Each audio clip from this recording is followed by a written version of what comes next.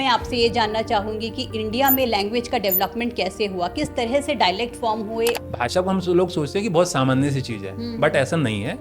जैसे मैं आपको उदाहरण देता हूँ, चीन अपनी ही भाषा का प्रयोग करता है। आने वाली सिविलाइजेशंस पे क्या फर्क पड़ेगा? अब जैसे इजिप्शियन लैंग्वेज है या सुमेरियन लैंग्वेज थी, पाली, प्राकृत, ब्राह्मी, वो सब भी एक्सटिंक्ट हो गई है। फर्ज कीजिए कि मेरा जन्म पंजाब में हुआ है, पढ़ाई मैंने गुजरात में की और मैं रहने चला गया हूँ बॉम्बे में। तो अब बताइए कि अगर ऐसा हो, रहने बॉम्बे में जब गया हूँ, मैं व्यापार कर रहा हूँ पूरे देश में और विदेश में भी, तो अगर वहाँ पे मेरे पास त्रिभाषा होगी तो मेरे लिए वरदान साबित नहीं होगी। और नेशनल एजुकेशन पॉलिसी लैंग्वेज पे इतना स्ट्रेस क्यों दे रही है? बट ठीक है, अब राजनीति तो राजनीति होती है, उस पे मतलब मैं ज्यादा नहीं बोलना चाहूंगा। भाषा के लगाव से मुझे ये समझ में आ रहा है कि जब हम भाषा की बात करते हैं, हम हिंदी बोलते हैं, गुजराती बोलते हैं, बंगाली, तमिल, मलयाली सब बोलते हैं, लेकिन एक इंग्लिश का जो प्रभाव है हमारे देश पर वो जाता हुआ नजर नहीं आ रहा। तो ये तो सोचने का नजरिया है, मतलब ये सोचना कि उस भाषा को हम महत्व दे देंगे तो हमारी भाषा का महत्व घट जाएगा, ऐसा नहीं है। इनफैक्ट अब तो नई लैंग्वेज ही आ गई है, जेनजी लैंग्वेज, नई जनरेशन है,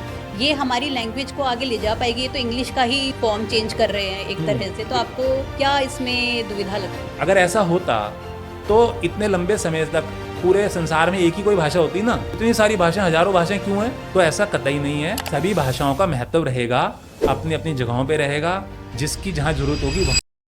कहते हैं कोई भी बच्चा सबसे पहले माँ बोलना सीखता है, लेकिन क्या माँ बोलने से पहले वो अपनी बात नहीं समझा पाता? बिल्कुल समझा पाता है। कभी रो कर, कभी ताता या दादा की आवाज निकाल कर वो अपनी माँ से सब कह देता है। हिंदी, उर्दू, बंगाली, मलयाली, अंग्रेजी, इन सब भाषाओं से पहले जिन आवाजों से हम अपनी माँ से अपनी बातें कहते हैं, क्या वो भाषा नहीं है? क्या है ये भाषा? क्या है मदर टंग? क्यों नेशनल एजुकेशन पॉलिसी लैंग्वेज पर आज इतना स्ट्रेस दे रही है? किस तरह से लैंग्वेज हमारी पर्सनैलिटी डेवलपमेंट, थिंकिंग या लाइफस्टाइल को इफेक्ट करती है? यही सब समझने के लिए आज हमारे साथ हैं Hindi academy award winner Gurpreet Sharma ji, जो कि एक साहित्यकार हैं, एजुकेशनिस्ट हैं, पुस्तक समीक्षक हैं और काफ़ी छोटी सी उम्र में ही लेखन जगत में अपना काफ़ी नाम बना लिया है। इनकी प्रमुख रचनाएं हैं प्रेमचंद के अनमोल वचन, मेरी प्रिय बाल कहानियां, आज़ादी के मतवाले आदि। Thank you Gurpreet ji, welcome to the T buzz. सबसे पहले मैं आपसे ये जानना चाहूँगी कि इंडिया में लैंग्वेज का डेवलपमेंट कैसे हुआ, किस तरह से डायलेक्ट फॉर्म हुए और नेशनल एजुकेशन पॉलिसी लैंग्वेज पे इतना स्ट्रेस क्यों दे रही है आजकल? जी, नमस्कार अलका जी। जब हम भाषा की बात करते हैं, भाषा अपने आप में एक व्यापक विषय है। भाषा की जब हम चर्चा करते हैं तो सामान्य तौर पर हम ये देखते हैं कि भाषा वो है जो हम घर पर बोल रहे हैं, अपने परिवारजनों से बोल रहे हैं, अपने पास पड़ोसियों से बोल रहे हैं या अपने रिश्तेदारों से बोल रहे हैं। बट जब हम भाषा के बारे में सोचते हैं कि भाषा है क्या, वो कहाँ से आई, वो कैसे बनी, तो इस पर जब हम चर्चाएं करते हैं तो हमें थोड़ा सा व्याकरणिक दृष्टिकोण देखना पड़ता है। भाषा शब्द जो है वो भाष धातु से बना है, जिसका अर्थ होता है वाणी। वाणी द्वारा जब हम, मतलब बोलने के द्वारा जब हम कुछ ध्वनियों का उच्चारण करते हैं, उसी को भाषा कहते हैं। लेकिन ऐसा नहीं है कि सभी ध्वनियां भाषा कहलाएंगी। सिर्फ वही ध्वनियां भाषा कहलाएंगी जो सार्थक हों, जिनका कोई अर्थ हो।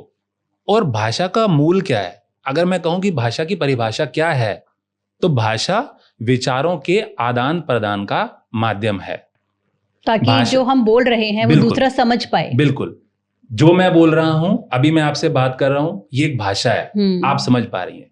और मैंने शुरू में कहा कि भाषा एक व्यापक विषय है। वो इसलिए क्योंकि देखिए, पूरा संसार में इतने देश और उन्हीं देशों में हमारा भारत भी देश। अब आप देखिए कि भारत इतना बड़ा देश है, जब हम भाषाओं की बात करते हैं, आज की मैं वर्तमान की बात करूं तो लगभग 450 जीवित भाषाएं हैं भारत में। और ये सब भाषाएं, ऐसा नहीं है कि ये पहले दिन से थी, और ऐसा भी नहीं है कि भाषा एकदम से बन जाती है। नहीं, अगर हम थोड़ा सा पीछे जाएं, हम पुराने दौर में लौटें, जब भाषा नहीं थी तो भाषा कैसे आई होगी? किसी को यह महसूस हुआ होगा कि मुझे किसी से बात करनी है, तो उन्होंने, जैसे आपने कहा, कुछ भी ध्वनियां बोली होंगी, ताता, दादा, बट उनका कोई अर्थ नहीं बना। जब अर्थ नहीं बना तो उन्होंने सोचा होगा कि इसको अर्थ कैसे लाया जाए, इसमें इसे सार्थक कैसे बनाया जाए। तब वहां से भाषा बनने लगी। इसी आधार पर हम कह सकते हैं कि अगर भाषा का प्रारंभिक रूप है तो वो है मौखिक भाषा, जो मुख से निकलती है, जो हम बोलते हैं। उसके बाद जब हम आगे बढ़े, सिर्फ मुंह से बोलने से काम नहीं चल सकता था, तो हमने भाषा को लिखित रूप दिया, लिखना शुरू किया, तो भाषा का एक दूसरा रूप हमारे सामने आया जिसको हम लिखित भाषा कहते हैं। इस तरह से भाषा के दो प्रमुख रूप हैं, मौखिक और लिखित भाषा। एक तीसरी भाषा भी हम मान सकते हैं जिसको कहते हैं सांकेतिक भाषा, जिनको हम इशारे की भाषा कहते हैं। जैसे आप देखते हैं, आप अपने कार से जा रही हैं, ट्रैफिक वाला हाथ का इशारा करता है, इट मीन्स रुकना है, वो इस तरह से कुछ इशारा करता है, आपको चलना है। तो ये भाषा का सांकेतिक रूप है। तो भाषा के मुख्य रूप से मौखिक भाषा, लिखित भाषा और सांकेतिक भाषा, तीन रूप है। लेकिन मैं जब बात करता हूं भाषा का व्यापक दृष्टिकोण की, तब मैंने आपसे भी कहा कि भारत देश में लगभग 450 जीवित भाषाएं बोली जाती हैं। लेकिन आपको एक महत्वपूर्ण रोचक तथ्य बताता हूं, चिंता की बात क्या है। इन 450 में से 80 भाषाएं ऐसी हैं जो विलुप्त होने की कगार पर है। अगर हमने उन्हें नहीं बचाया, समय पर उनके लिए काम नहीं किया, तो वो कुछ समय बाद विलुप्त हो जाएंगी। इसका हमारी जनरेशंस पे, आने वाली सिविलाइजेशंस पे क्या फर्क पड़ेगा? अब जैसे इजिप्शियन लैंग्वेज है या सुमेरियन लैंग्वेज थी, पाली, प्राकृत, ब्राह्मी, वो सब भी एक्सटिंक्ट हो गई हैं, अब उनका कोई वजूद नहीं है। लेकिन हम ह्यूमन सिविलाइजेशन है, हम इवॉल्व कर रहे हैं, तो किस तरह से इफेक्ट पड़ेगा आगे जाने पे, और क्या कितना ज़रूरी है उनको संरक्षित करना? जी, इफेक्ट ये पड़ेगा कि मान लीजिए मैंने कुछ भाषाओं का भी आपको कहा कि वो विलुप्त होने की कगार पर है। उसके लुप्त होने से सबसे बड़ा असर ये पड़ेगा कि हमारी वो संस्कृति ही लुप्त हो जाएगी, क्योंकि भाषा से संस्कृति बनती है, हमारी परंपराएं बनती है, हमारे रीति रिवाज बनते हैं। आप मानिए कि जैसे लद्दाखी कोई भाषा है या गढ़वाली भाषा है या मणिपुरी भाषा है, अगर उसको बोलने वाले लोग ही नहीं रहेंगे, उसका प्रयोग करने वाले लोग ही नहीं रहेंगे, तो भाषा खत्म हो गई। अगर वो भाषा खत्म हो गई तो उससे जुड़ी संस्कृति, उससे जुड़ी परंपराएं, उससे जुड़े रीति रिवाज खत्म हो गए। और इन सब के खत्म होने से क्या होगा? देश पर प्रभाव पड़ेगा, देश की संस्कृति खत्म होगी, और हम लोग क्या करेंगे? धीरे धीरे भारत से दूसरे देशों की संस्कृति की ओर विकसित होंगे। आपको मैं बताना चाहूंगा कि विश्व के बहुत बड़े बड़े कुछ देश क्यों इतना नाम कमाए। भाषा को हम लोग सोचते हैं कि बहुत सामान्य सी चीज है, बट ऐसा नहीं है। भाषा एक बहुत ही महत्वपूर्ण विषय है, बहुत महत्वपूर्ण बिंदु है।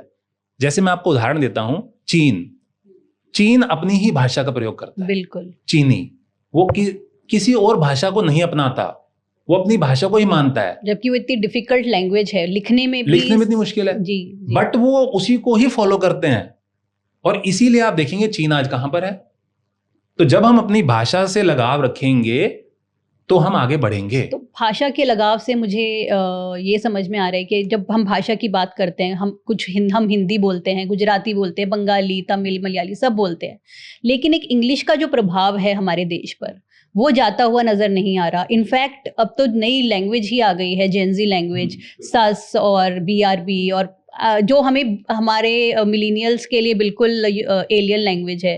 तो आपको क्या लगता है ये जो नई जनरेशन है, ये हमारी लैंग्वेज को आगे ले जा पाएगी? ये तो इंग्लिश का ही फॉर्म चेंज कर रहे हैं एक तरह से, तो आपको क्या इसमें दुविधा लगती है? देखिए, दुविधा तो है इसमें। परेशानी यहाँ पर ये हो रही है, जैसे आपने कहा कि कुछ नई भाषाएं आ रही हैं, ऐसा नहीं है। देखिए, भाषा का विकास जो होता है वो एक धीरे धीरे होता है, ये एक प्रक्रिया है। भाषा बनती कैसे है अगर हम इस बारे में सोचें? देखिए, ग्रामर, जब हिंदी व्याकरण की हम बात करते हैं, किसी भी भाषा की व्याकरण की बात करते हैं, व्याकरण में स्पष्ट किया जाता है कि एक भाषा कैसे बनती है। देखिए, मैं आपको बिल्कुल एक क्रमबद्ध तरीके से बताता हूं कि मान लीजिए कोई भाषा है, मैं कुछ लिख रहा हूं, वो वाक्य हैं। वाक्य किन से बने? शब्दों से बने। शब्द बने ध्वनियों से, जहां से हमने अपनी बात शुरू की थी। तो जब शब्द जो होते हैं वो बनते बिगड़ते रहते हैं समय के साथ साथ, उसमें कुछ एलिमेंट्स जुड़ते हैं, कुछ घटाए जाते हैं, तो शब्द बनते हैं। जैसे आपने कहा कि आजकल शॉर्टकट्स, शॉर्ट भाषा चल रही है, वो बेसिकली क्या है? वो हम क्या कर रहे हैं, आज की पीढ़ी या हम लोग सरलता की ओर भाग रहे हैं। हम लोग चाहते हैं इजी हो जाए, जो भी हो जाए। तो ये जो इंग्लिश की तरफ हमारा है लगाव, या ये जो नई भाषा आ रही है, ये अनौपचारिक भाषा बेसिकली इसको हम कहेंगे, ये क्यों? जैसे हम फैमिली के लिए फैम शब्द का यूज कर रहे हैं, ठीक है, झूठ के लिए गैप, नो गैप, इस तरीके के शब्द यूज कर रहे हैं हम। ये बेसिकली शब्द अर्थ या शब्दों के शॉर्टकट ये हैं, इन्हें भाषा तो नहीं कहा जाएगा। और देखिए, इनको अपनाने का सबसे बड़ा नुकसान ये होगा, ये भाषा नहीं है, ये खाली एक इंस्टेंट चीजें हैं। तो नुकसान क्या होगा कि हम अपनी संस्कृति से, अपनी परंपराओं से, अपने देश से, अपने जड़ों से कट जाएंगे। और मैं इसमें ये भी जोड़ दूं कि ऐसा नहीं है कि ये कोई आज हो रहा है पहली बार, ऐसा नहीं है। आपको मैं उदाहरण दे सकता हूं, जैसे आज से हम 10-15 साल पहले पहुंचते हैं, एक शब्द चला था बहुत ज्यादा, आपने भी सुना ही होगा शायद, लेट्स कॉल झंड। झंड हो गई जी। आप बताइए झंड हो गई क्या होता है? कुछ नहीं था, एम्बैरेसिंग सिचुएशन जस्ट दैट, ठीक है, बट उसको किससे जोड़ा गया? इज्जत और बेइज्जती से। उस समय आप विश्वास कीजिएगा कि शायद हम लोग भी उस समय कम उम्र में थे, हर 9 मतलब 10 में से 9 आदमी या 100 में से 99 लोग जो थे वो किसी भी बात पे बोलते झंड हो गई। अब कहाँ है वो शब्द? नहीं है ना वो शब्द। तो मैंने आपसे इसलिए ये उदाहरण दिया कि ये समय समय के साथ चीजें आएंगी जाएंगी, लेकिन जो मूल भाषा है किसी देश की, अगर हिंदी हमारी मूल भाषा है, मैं ये नहीं कहूंगा पूरे देश में हिंदी को पूरी तरह से स्वीकारा गया है, लेकिन अगर वो मूल भाषा है तो वो हमेशा रहेगी, क्योंकि वो शाश्वत है।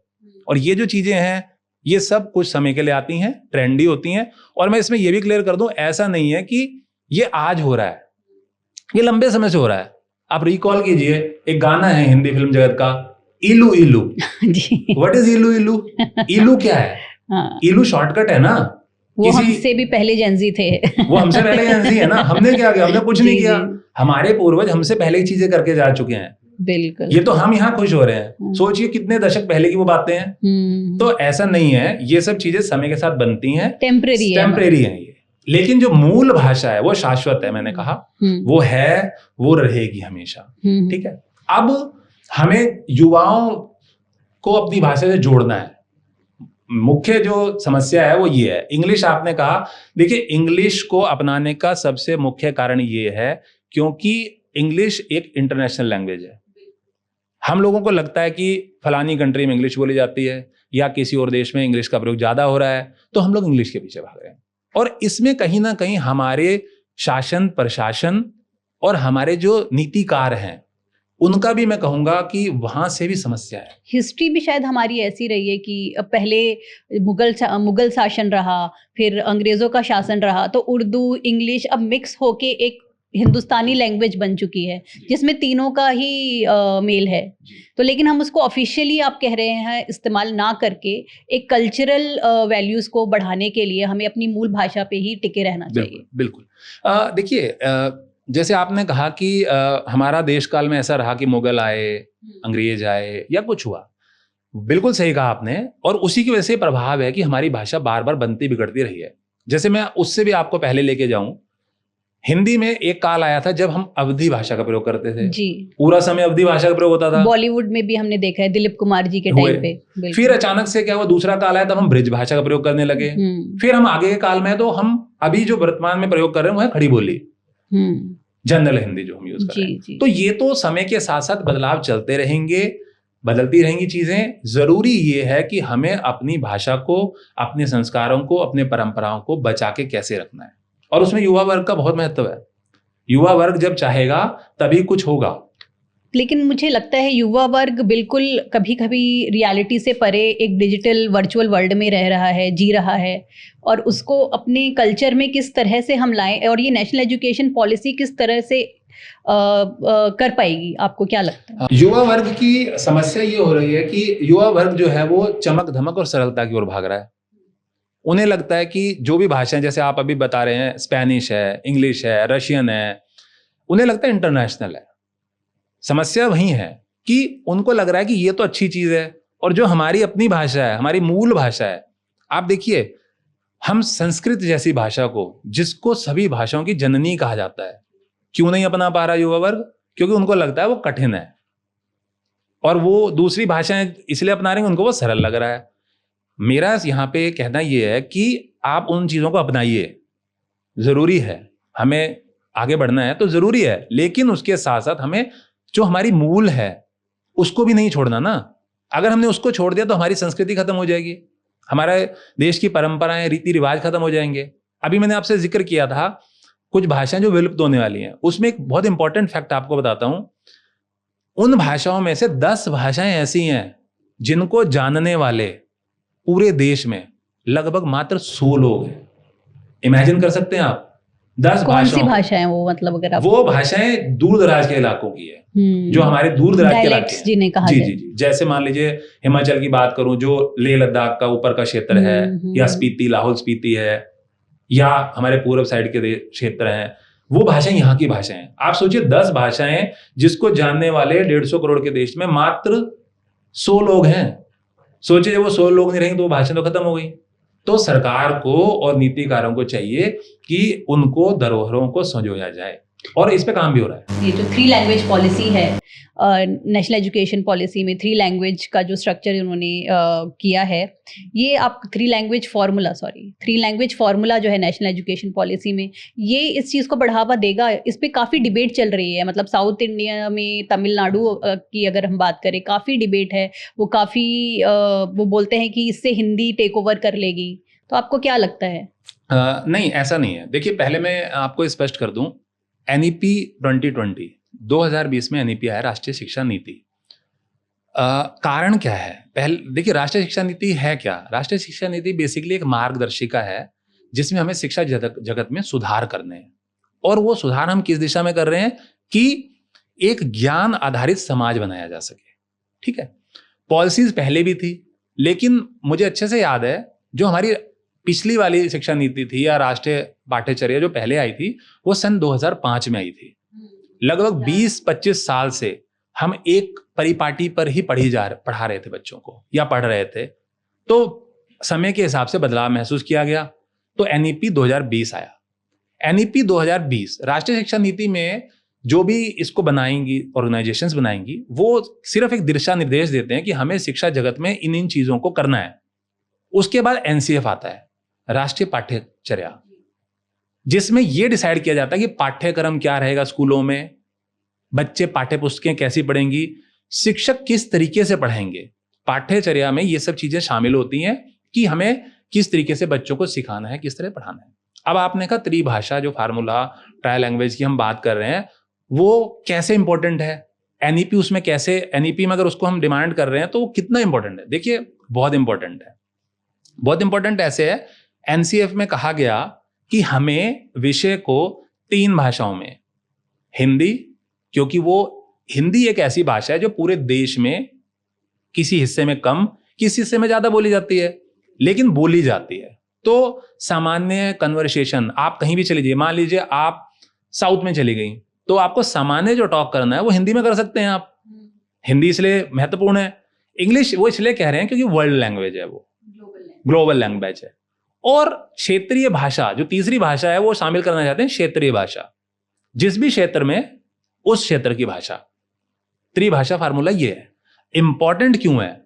देखिए, त्रिभाषा फार्मूला जो है ना, ये बड़ा व्यापक बिंदु है। अभी क्या हो रहा है कि इसको भली भांति हम समझ नहीं रहे हैं। हो क्या रहा है कि इस पे पॉलिटिक्स बहुत ज्यादा है, और वो इसीलिए कि हम हिंदी को अपनी भाषा नहीं मानेंगे, या हिंदी को मानेंगे, या हम तमिल मानेंगे, तेलुगु मानेंगे, वटएवर, मतलब जो भी चीजें चल रही हैं, हो रहा है ऐसा। लेकिन आप समझिए कि त्रिभाषा इंपॉर्टेंट कैसे है। देखिए, जो गृह नगर में अपने लोग रहते हैं, मान लीजिए कोई तमिलनाडु में रहता है, उसके लिए अपनी लैंग्वेज है, लेकिन उसको सीखने के कारण, मतलब उसको उसने सीखा हुआ है, बट उसकी लिमिटेशन है। अगर वो देश विदेश में कहीं जाता है, पूरे भारत में कहीं और जाता है, या विदेश में कहीं जाता है, तो क्या वो सर्वाइव कर पाएगा? कम्युनिकेट नहीं कर पाएगा। तो इसकी इंपॉर्टेंस है।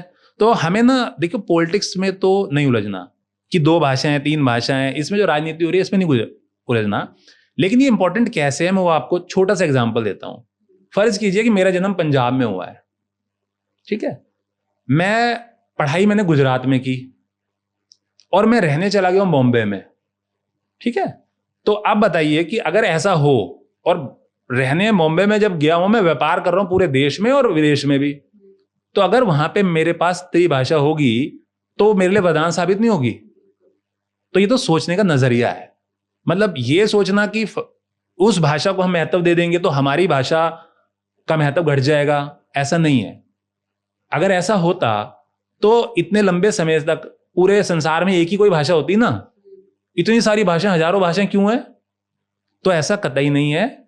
सभी भाषाओं का महत्व रहेगा, अपनी अपनी जगहों पे रहेगा, जिसकी जहां जरूरत होगी वहां आएगा। लेकिन जैसे मैंने भी आपको एग्जांपल दिया कि मैं बॉर्न इन पंजाब, पढ़ने में गुजरात गया, रहने में महाराष्ट्र चला गया, काम में पूरे इंडिया में या विदेश में कर रहा हूं, तो सोचिए ना मेरे लिए कितना वरदान साबित होगी। बट ठीक है, अब राजनीति तो राजनीति होती है, उस पर मतलब मैं ज्यादा नहीं बोलना चाहूंगा। और ऐसा भी नहीं, मैं इसमें आपको एक बात और क्लियर कर दूं कि ये कोई नई चीज है, ये पहले भी हुई है। मैं आपको एग्जांपल देता हूं, जैसे आपने भी संस्कृत की स्कूल की बुक्स देखी होंगी। संस्कृत की बुक्स में होता था, मुख्य प्रश्न संस्कृत में होता था, देन उसकी हिंदी ट्रांसलेशन होती थी, देन उसकी इंग्लिश ट्रांसलेशन होती थी। तो ऐसा नहीं है। और इसके अलावा भी जो पुस्तकें जो प्रकाशित की जाती हैं स्कूल की, या जो एनसीईआरटी भी बनाता है, या और भी जो प्रकाशक बनाते हैं, उसमें आप देखेंगे जब सेकंड लैंग्वेज, थर्ड लैंग्वेज के लिए बुक बनाई जाती हैं तो उसमें ये इस तरीके की लैंग्वेजेस का प्रयोग होता है।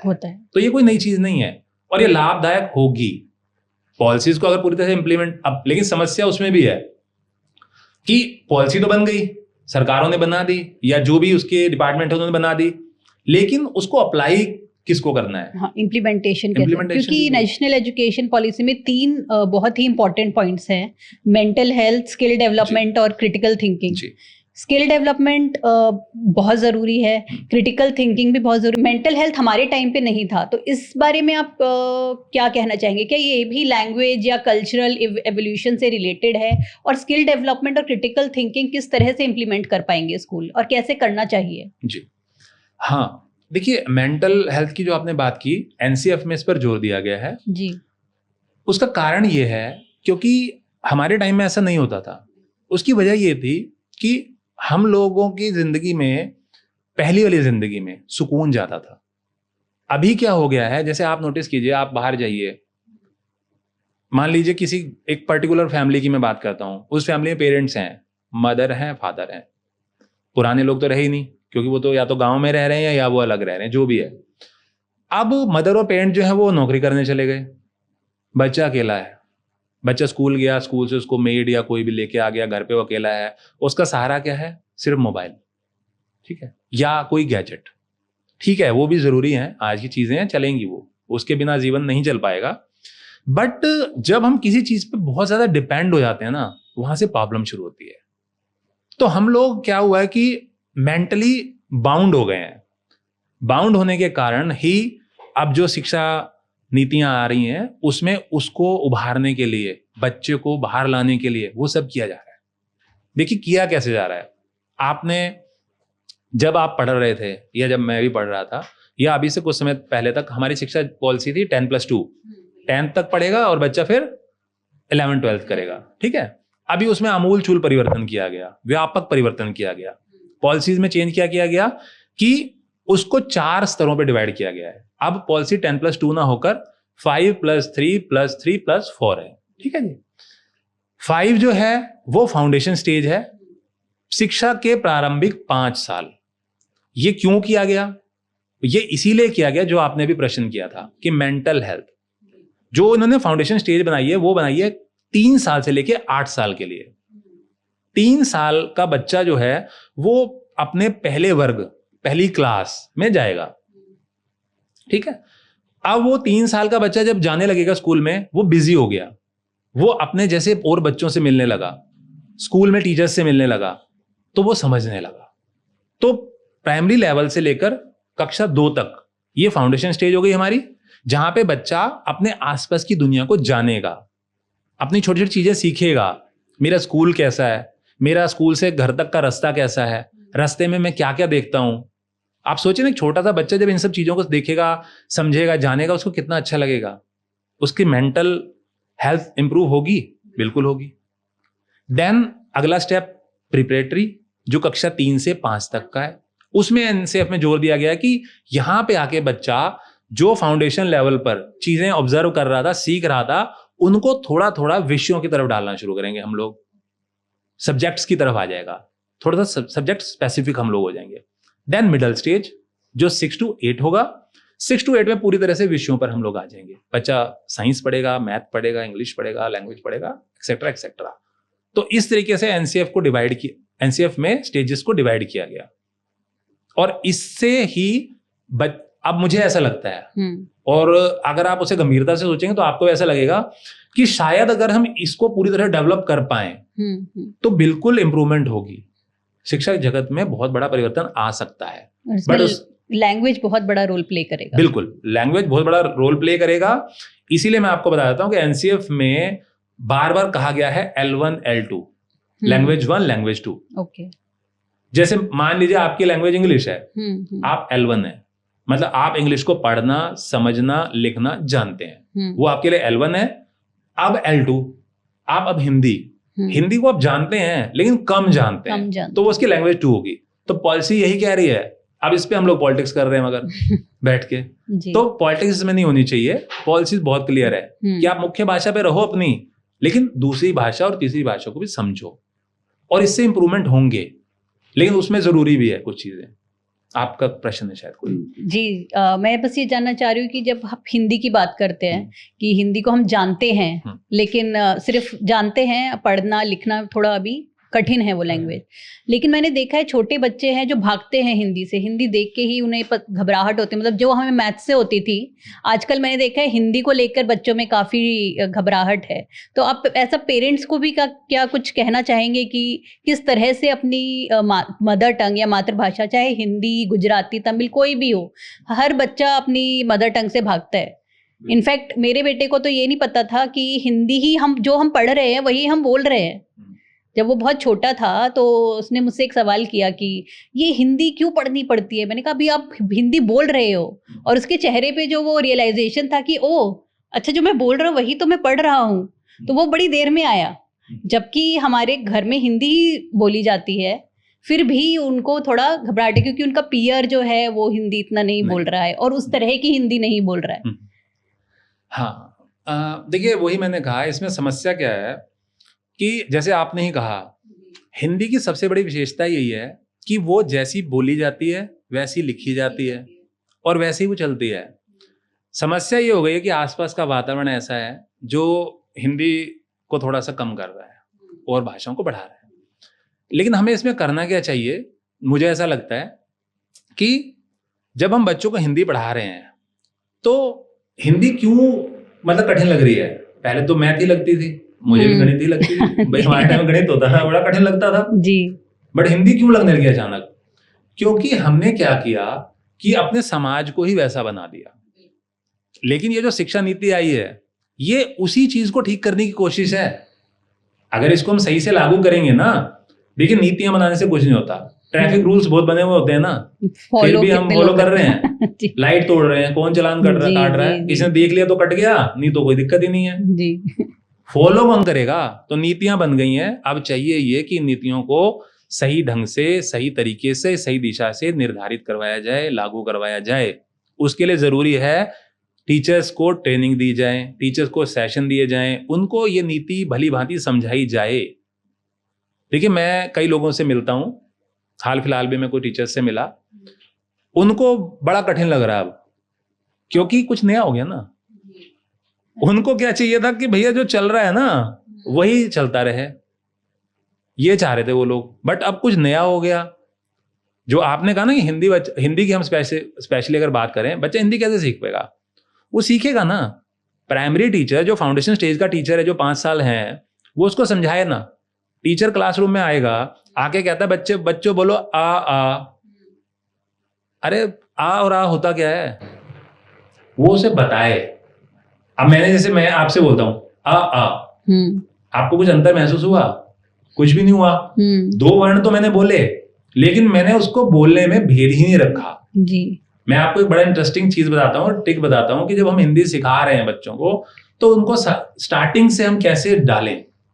जैसे मान लीजिए मैं बोलना जो चाह रहा था, जो मैंने 2 शब्द वर्ण अभी बोले, वो थे अ आ। लेकिन हम क्या करते, बच्चों पढ़ा रहे होते, बोलते बेटा आ लिखो, बेटा आ लिखो। तो वो अंतर बताना पड़ेगा ना। वो कैसे होगा? देखिए वर्णमाला सबसे इंपॉर्टेंट चीज है किसी भी भाषा को सीखने के लिए। मान लीजिए इंग्लिश सीख रहे हैं आप, या स्पेनिश सीख रहे हैं, पंजाबी सीख रहे हैं, जो भी भाषा विषय की आप सीख रहे हैं उसके लिए उसकी जो वर्णमाला होगी वो बड़ी इंपॉर्टेंट है, आप उसको करेक्ट कीजिए। कैसे करेंगे? हिंदी की अगर हम बात करें, मान लीजिए हिंदी में, जैसे मैं बेसिक लैंग्वेज में बात करता हूँ आम लोगों की भाषा में, तो वर्णमाला, जब हम बच्चों को वर्णमाला सिखाएं, ट्रिक्स होती हैं। मान लीजिए आपको छोटा आ, ह्रस्व आ बुलवाना है, बच्चों को बताएं जब हम कोई भी ह्रस्व वर्ण बोलेंगे तो हमारा पेट अंदर जाएगा। जैसे आप बोल के देखिए आ, अब बोलिए आ, तब पेट बाहर आएगा। ई, तो कोई भी ह्रस्व वर्ण हिंदी का जब हम बोलते हैं तो पेट अंदर जाता है, कोई भी दीर्घ वर्ण जब हम बोलते हैं तो पेट बाहर आता है। जब बच्चों को हम ऐसी ट्रिक्स से समझाएंगे तब बच्चा इंटरेस्ट लेगा ना। अब मैं 2 चीजें बोलता हूं, री, कोई अंतर नहीं पता लगा, आम आदमी को कोई अंतर पता लगा, लेकिन एक मैंने बोला री, एक बोला मैंने री। पहला था रा पे छोटी ई ह्रस्व ई की मात्रा, वो था री, जिससे मान लीजिए किसी का नाम बनता है रिया। दूसरा मैंने बोला री, ऋषि वाला री। बच्चों को बताएं कि बेटा जब री बोलते हो तो जीभ जो है वो सीधी रहती है, लेकिन जब आप री बोलते हो तो जीभ हिलती है, मूवमेंट करती है। जब हम बच्चों को ऐसी चीजें बताना शुरू करेंगे वो इंटरेस्ट लेगा, वो सीखेगा। यही एनसीएफ है। देखिए एनसीएफ का मूल सिद्धांत क्या है? अगर मैं एनसीएफ का डॉक्यूमेंट बहुत लंबा चौड़ा डॉक्यूमेंट है, 700-800 पेज का, सब नहीं पढ़ सकते, हमने पढ़ा, लेकिन ऐसा नहीं कहूंगा कि सारा पढ़ लिया, बट कुछ हिस्सा हमने पढ़ा जो हमारे लिए जरूरी था। मूल सिद्धांत क्या कहता है कि आपको रटंत पद्धति, जो रटने वाली चीजें थी ना, उससे बाहर लाना है, उसको अपने अनुभव से, जो आपने बोला था थिंकिंग से, वहां से जोड़ना है। बच्चा अपने अनुभव से, अपने चीजों से बताएगा। बिल्कुल, जैसे ये री और ऋषि वाला री बोला है, पहले तो बस टेक्स्ट बुक में ऋषि की फोटो होती है, र से ऋषि, लेकिन हमने, क्योंकि हमारे टाइम पे रामायण महाभारत जैसे जो सीरियल्स आते थे उसमें ऋषि हमें चलते हुए दिखते, बैठते हुए बोलते हुए दिखते थे, तो हम कनेक्ट कर पाए कि ऋषि वाला री क्या है। लेकिन आजकल के बच्चों को के सामने उस तरह की चीजें नहीं है विजुअली, तो वो कनेक्ट ही नहीं कर पा रहे हैं। तो टेक्स्ट बुक में ऐसे क्या एलिमेंट डाले, या डिजिटल जो एजुकेशन की तरफ जो काफी फोकस है, उसमें ऐसे क्या एलिमेंट डालने चाहिए? देखिए एनसीएफ में टेक्स्ट बुक के लिए भी कुछ सजेशंस दिए कि हमें टेक्स्ट बुक को कैसे डेवलप करना है। ठीक है, उसमें कुछ सिद्धांत आए। जैसे पहला सिद्धांत उन्होंने बताया पाठ्यक्रम सिद्धांत। उन्होंने कहा है कि पाठ्यक्रम सिद्धांत जो है उसमें एलओ, लर्निंग आउटकम्स, सीखने के उद्देश्य। आपको पहले ये डिसाइड करना है पाठ्यपुस्तक बनाते हुए कि जो भी चीज पीस आप ले रहे हैं या जो भी पोर्शन आप डेवलप कर रहे हैं किसी भी सब्जेक्ट का, वो हिंदी की जरूरत नहीं है, उससे बच्चा क्या सीखेगा, उसके उद्देश्य क्या है। एलओ आप लेंगे, लर्निंग आउटकम्स। जब आप उसे पढ़ा लेते हैं, बच्चा पढ़ जाता है, तो आप चेक करें, उनको बोलते हैं सीखने के प्रतिफल, लर्निंग इंडिकेटर्स, कि बच्चे ने क्या क्या सीखा। आप टिक करवाएं कि बेटा हमने एक शेर की कहानी पढ़ी है, तो आपने शेर के बारे में जाना? बच्चा कहे हाँ जाना। बेटा इसमें नाम वाले शब्द आए थे, आपने नाम वाले शब्दों के बारे में जाना? बच्चा कहे हाँ जी जाना। तो वो उसने अचीव कर लिए। तो पहला सिद्धांत है पाठ्यक्रम सिद्धांत। दूसरा सिद्धांत है इसमें मूल्य सिद्धांत। जैसे भी हमने शुरू में कहा कि भाषा खत्म होगी तो क्या क्या खत्म होगा, परंपराएं खत्म होंगी, रीति रिवाज खत्म होंगे, देश खत्म होंगे, हमें सबको बचाना है। मूल्य सिद्धांत इसलिए इंपॉर्टेंट है कि उसमें हम अपने पाठ्यक्रम में, अपनी टेक्स्ट बुक्स में मूल्य आधारित चीजें लाएं, जिससे बच्चा अपने पुरानी परंपराओं से, रीति रिवाजों से, घर परिवार से, इन सबसे जुड़े। तीसरा महत्वपूर्ण एलिमेंट जो आपने कहा वो है प्रौद्योगिकी, आईटी। जी, आज की डेट में देखिए आईटी से बाहर अभी कुछ नहीं है। बिल्कुल, हर चीज हमारे मोबाइल पे है। खाना मोबाइल से मंगा रहे हैं, बाहर जाना है गाड़ी मोबाइल से मंगा रहे हैं, हम चल भी रहे हैं तो मोबाइल को देखकर चल रहे हैं, कितने स्टेप चल रही है, बिल्कुल, कितनी कैलोरीज घट गई। तो टेक्नोलॉजी आ रही है ना सब। तो फिर सरकार ने या पॉलिसी बनाने वालों ने ये सोचा कि हम शिक्षा में भी इसको लाएं। तो अभी आप एनसीईआरटी की जो पुस्तकें देखेंगे, जो नई एनसीईआरटी की पुस्तकें आ रही हैं, उन पर आपको क्यूआर कोड्स मिलते हैं, उन पे आपको लिंक्स मिलते हैं, यूट्यूब लिंक्स मिलते हैं उन पर आपको, ताकि बच्चा जो आज की दुनिया है उससे भी कनेक्ट रहे। ऐसा नहीं कि हमें उसे पुरानी चीजों से जोड़ना है, हमें पुरानी चीजों से भी जोड़ना है, नई के साथ भी जोड़ना है ना। नई के साथ जोड़ेंगे नहीं तो बच्चा पिछड़ जाएगा, वो तो करना ही करना है। तो इस तरीके से। और चौथा बहुत महत्वपूर्ण पॉइंट जो है वो पाठ्यक्रम निर्माण में, वो है विविधता। वहां पर कहा गया कि आपको देश के हर कोने से चीजों को लेना है। मान लीजिए मैंने कोई कहानी हिमाचल प्रदेश की डाली है किसी पुस्तक में, तो मेरा एक ऑथर के तौर पे दायित्व बनता है कि मैं एक कहानी केरल की भी डालूं। अगर मेरी किताब में कैरेक्टर राम है तो एक कैरेक्टर विक्टर भी होना चाहिए, ठीक है, या डिसूजा भी होना चाहिए, या सलीम भी होना चाहिए। तब वो विविधता में एकता आएगी। इस तरीके से करना है। देखिए वर्तमान में हमारा देश जो है, आप देखेंगे कि आपने भी ये फील किया होगा, मैं भी फील करता हूं कि हम थोड़ा सा राष्ट्रीयता, देशभक्ति, धर्म इस तरफ हम बढ़े हैं, या थोड़ा सा हम इस तरफ ज्यादा बढ़े हैं अभी। तो नई शिक्षा नीति में भी कोशिश की गई है ऐसी कुछ। जैसे कि आप देखेंगे, मैं आपको थोड़े से एग्जांपल देता हूं कि उन्होंने क्या क्या कहा कि हमें वहां क्या क्या पढ़ाना है। उन्हें कहा पौराणिक पात्रों के बारे में पढ़ाना है, पौराणिक घटनाएं पढ़ाने हैं। मान लीजिए प्रहलाद है, जब बच्चा प्रहलाद के बारे में पढ़ेगा तब तो जानेगा कि कोई बच्चा ऐसा भी हुआ था, तो बच्चा वहां से कुछ सीखेगा। आरुणि के बारे में पढ़ेगा तो जानेगा कि गुरु के प्रति कोई भक्ति करने वाला पैदा हुआ था। वो कहते हैं कि राष्ट्रीय सांस्कृतिक चेतना बतानी है बच्चों को, परिवार कुटुंब बताना है, गांव बताना है, भारतीयता बतानी है, साथ साथ स्वच्छता बतानी है, स्वास्थ्य बताना है। और बहुत इंपॉर्टेंट चीज मैं आपको बोलना चाहूंगा, जो इसमें बड़ी इंपॉर्टेंट एक चीज आई हुई है, लोक परिधान, लोक कलाएं, लोक संस्कृति, जो हम शुरू में चर्चा कर रहे थे। पॉलिसी वाले निर्धारक कोशिश कर रहे हैं कि जितनी हमारी लोक कलाएं, लोक परंपराएं, रीति रिवाज, त्योहार हैं, बच्चों को वहां से हम कनेक्ट करें। त्योहारों में भी मतलब होली, दिवाली, दशहरा, बच्चों को इसके अलावा कुछ पता है? नहीं पता। तो अब कोशिश की जा रही है। हिंदी के महीने नहीं पता, फागुन, बैसाख कुछ नहीं पता, बिल्कुल नहीं पता जी। हिंदी का महीना नहीं पता, तीज त्योहार जो मुख्य हैं उनके अलावा किसी को नहीं पता। तो अब जो इस पॉलिसी में कोशिश की जा रही है कि हम उनको, जो हमारे इंपॉर्टेंट त्योहार हैं, जो क्षेत्रीय त्योहार हैं, जैसे मान लीजिए हरेला है, उत्तराखंड का त्योहार है, फूलदेई है, बिहू है, इनके बारे में बताएं।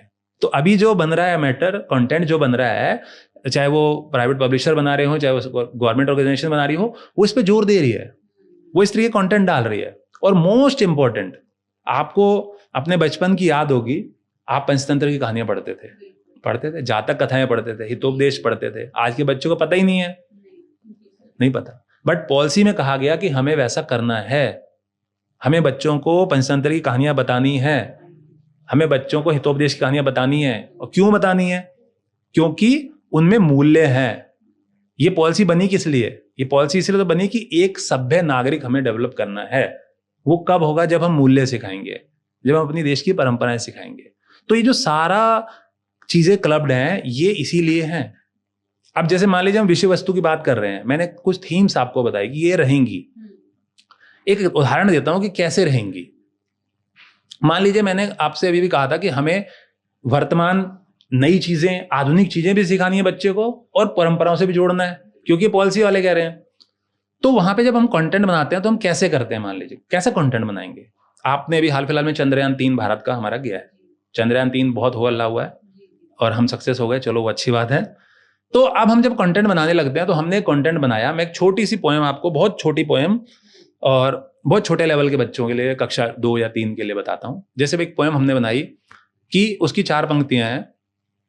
माँ मुझको चंद्रयान दिला दे, मैं चंदा पर जाऊंगा, चंदा मामा के घर से खूब खिलौने लाऊंगा। एक दिन चंदा मामा पर अपना प्यारा सा घर बनाऊंगा, मम्मी पापा के संग वहां पर अपनी दुनिया बसाऊंगा।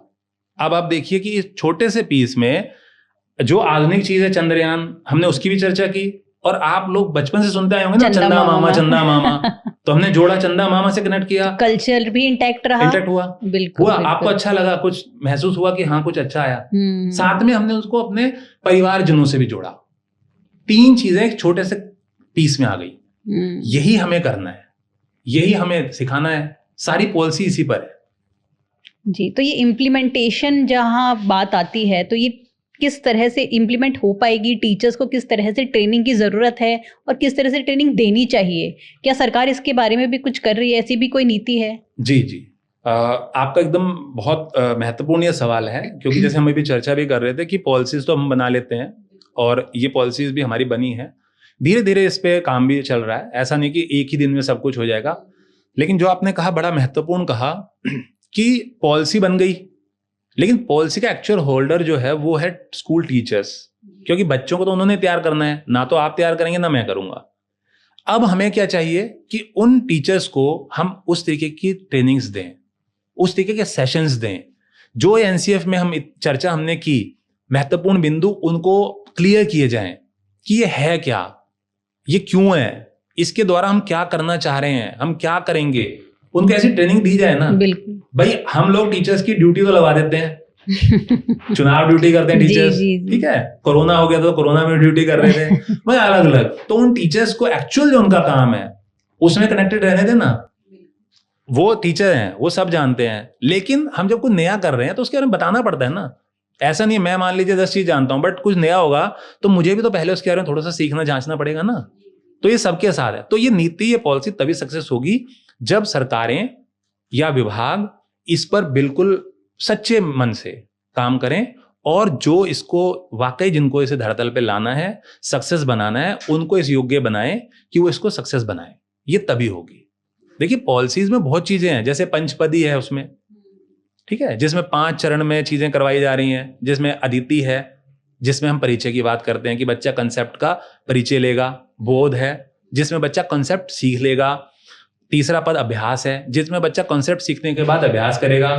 चौथा पद जो है प्रयोग है, बच्चा जो सीखा है उसको अपनी लाइफ में प्रयोग करेगा। देखिए इतना कुछ सिखा रहे हैं जी। आप मुझे बताइए सक्सेस कब है सिखाने की जी? सक्सेस तो तभी होगी ना जब वो अपनी लाइफ में एग्जीक्यूट कर पाएगा उन सीखी हुई चीजों को। आपका बेटा स्कूल में अगर मान लीजिए कोई अच्छी पीस पढ़ता है, कोई अच्छी स्टोरी पढ़ता है, कविता पढ़ता है, और उसको पढ़ने के बाद देखता है कि वहां पे एक कैरेक्टर है राजू।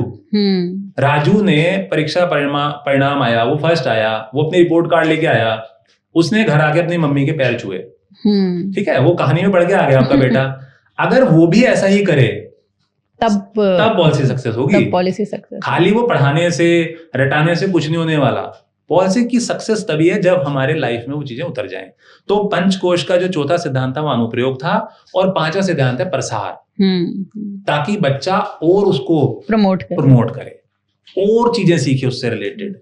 तो ये पंचकोश का सिद्धांत भी आया। इसी तरह से पंचकोश भी हमने चर्चा बहुत सुनी है कि पंचकोश जो आपने अभी शुरू में मुझसे कहा था वो वही था कि शारीरिक विकास हो बच्चे का, बच्चे का मानसिक विकास हो, बच्चों की भावनाएं विकसित हो, है ना, बच्चा आसपास से जुड़े, बच्चे का बौद्धिक विकास हो, और मोस्ट इंपोर्टेंट जो सबसे आखिरी कोश जिसकी हम बात करते हैं वो है आनंदमय कोश। आनंदमय कोश का मतलब होता है कि उसको आनंद की प्राप्ति हो।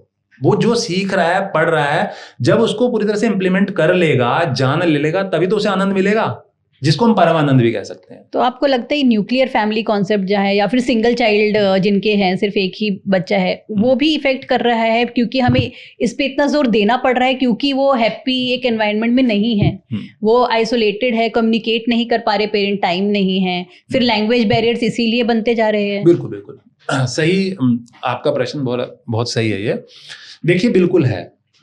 अगर आप मेरा विचार लेंगे, और ये सिर्फ मेरा ही विचार नहीं है, मैं कुछ शिक्षाविदों से या कुछ स्कूल में टीचर से मिलता हूँ। अभी हाल फिलहाल में भी मेरी कुछ जगहों पर ऐसी बातचीत हुई थी। वो खुद इस बात से सहमत हैं। वो मानते हैं कि वो स्कूल में आ गए हैं, अब उनका जो बच्चा है वो मोबाइल पर है। बिल्कुल।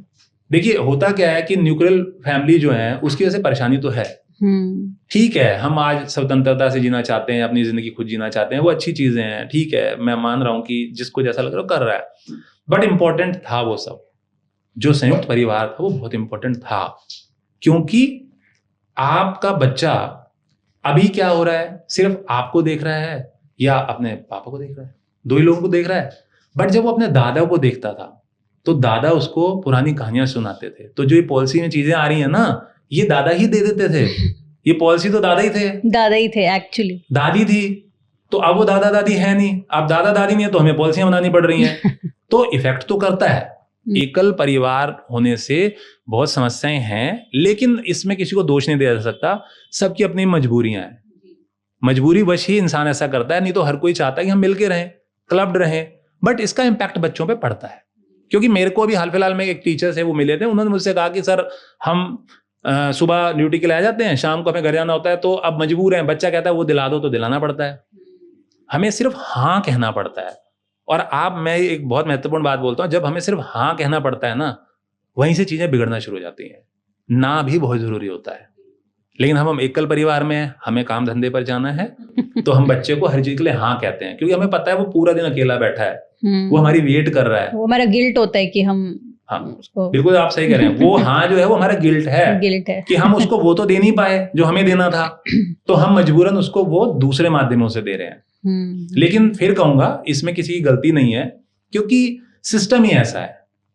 देखिए, लाइफ के लिए आदमी को बहुत कुछ करना पड़ता है, तो ये सब चल रहा है, बट पॉलिसीज बन रही हैं और सक्सेस तभी होंगी जब जो उसको सक्सेस करने वाले हैं उनको पूरी तरह से ट्रेंड किया जाए, उनको पूरी तरह से निर्देश दिए जाएं और उनको उसमें पूरी तरह से मदद की जाए।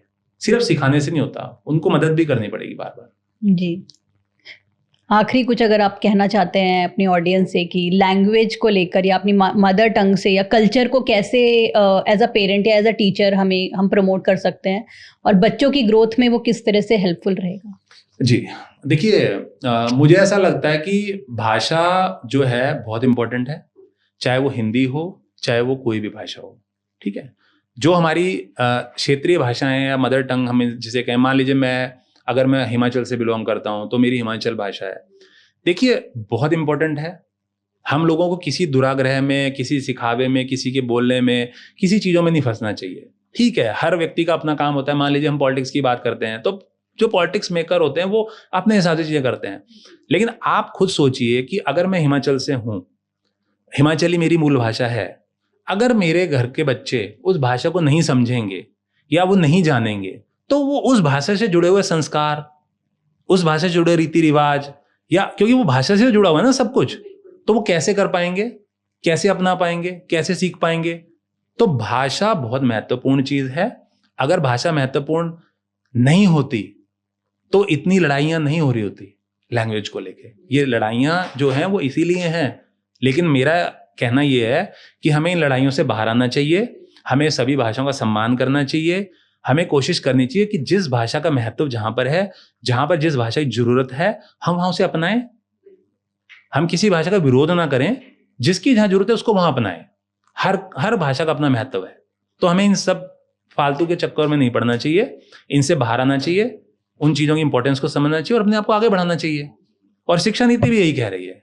इसीलिए मैंने आपसे शुरू में कहा था ना कि लैंग्वेज 1 लैंग्वेज 2 का फार्मूला है, त्रिभाषा फार्मूला है, वो सब इसीलिए तो है।